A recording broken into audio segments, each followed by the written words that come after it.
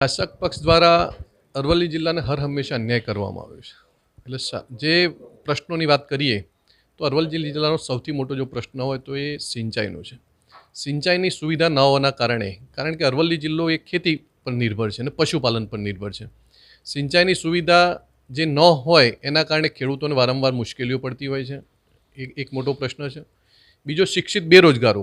આજે અરવલ્લી જિલ્લાની અંદર જિલ્લો જુદો થયા પછી પણ જે ઉદ્યોગો જે સ્થપાવા જોઈએ એવા એક પણ ઉદ્યોગો નથી કે જ્યાં 300 કે 300થી વધુ લોકો રોજગારી મેળવતા હોય એવો અરવલ્લી જિલ્લામાં એક પણ ઉદ્યોગ નથી. એટલે શિક્ષિત બેરોજગારોની પણ વાત છે.